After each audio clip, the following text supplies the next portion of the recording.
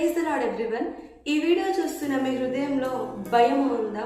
అయ్యో, నేను ఏ రీతిగా చదువుకుంటానో, నాకు జాబ్ వస్తుందో లేదో, నాకు వివాహం అవుతుందో లేదో, నా గర్భఫలం తెరవబడుతుందో లేదో, ఇవంతా కాకుండా నా అప్పు సమస్యలు తీర్చబడతాయో లేవో, ఈ సమస్యలన్నీ ఎలా తీరుతాయి అన్న భయంతో మీరు ఉంటున్నారా?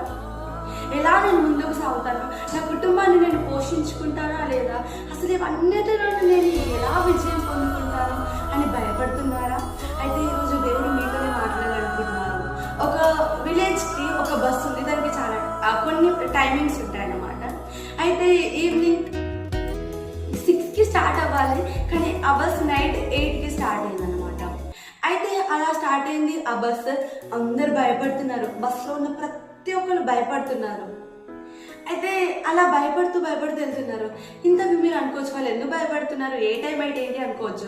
ఎందుకంటే ఆ బస్ పయనిస్తున్న అటు సైడ్ అన్ని లోయలు ఉంటాయి. ఒక్క టైం కొంచెం మిస్ అయినా కూడా ఆ బస్ పడిపోతే అందరూ చనిపోతారు. అట్లాంటి టైంలో ఎవరికైనా భయం ఉంటుంది కదా. సో అందరు భయపడుతున్నారు, ఒక అమ్మాయి తప్ప. అందరు భయపడుతున్నారు, చిన్న పిల్లల నుంచి వృద్ధుల వరకు ఆ అమ్మాయి తప్ప. ఒక వృద్ధుడు ఆ అమ్మాయిని చూసి ఆశ్చర్యపోతున్నాడు. ఇంత వృద్ధుడైనా నాకు భయం అవుతుంది అని ఈ అమ్మాయి ఎందుకు భయపడట్లేదు అని చాలా టైం నుంచి ఆమె గమనిస్తున్నాడు. అయితే తన దగ్గరికి వెళ్ళి అడిగాడు, ఏంటమ్మా నాకు కూడా భయం అవుతుంది, నువ్వెందుకు భయపడట్లే అని. అప్పుడు ఆ పాప ఒక జవాబు ఇచ్చింది, తాతయ్య గారు ఈ బస్ని నడుపుతున్న డ్రైవర్ మా డాడీనే, నాకు నమ్మకం ఉంది మా డాడీ నన్ను సురక్షితంగా ఇంటికి చేరుస్తాడని. మీకు అర్థమయ్యే ఉంటుంది ఏంటంటే, మీ జీవితాన్ని నడిపిస్తున్న దేవుడు అని మీరు నమ్మినట్టయితే, యెహోవా దేవుడు మీ జీవితాన్ని నడిపిస్తున్నట్టయితే మీరు భయపడనక్కర్లేదు. అవును, దేవుడు వాగ్దానం చేసిండు.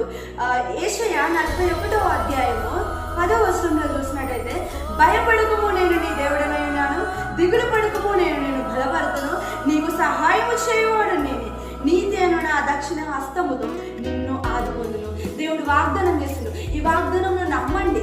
దేవా, నీవే నా దేవుడవు కాబట్టి నేను భయపడను, నీవే నా దేవుడవు కాబట్టి నేను దిగులు పడను. ఒకవేళ మీరు దేవుడిని స్వీకరించకపోతే మీరు భయపడాలి. మీరు స్వీకరించినట్టయితే మీరు భయపడలేరు. మీ జీవితాన్ని నడిపిస్తుంది మీరు కాదు, యెహోవా దేవుడని నమ్మండి. మీకున్న ప్రతి ప్రాబ్లంని దేవుడే తీరుస్తాడు. ఇటు మాటలు దేవుడు దీవించి ఆశీర్వదించుగాక.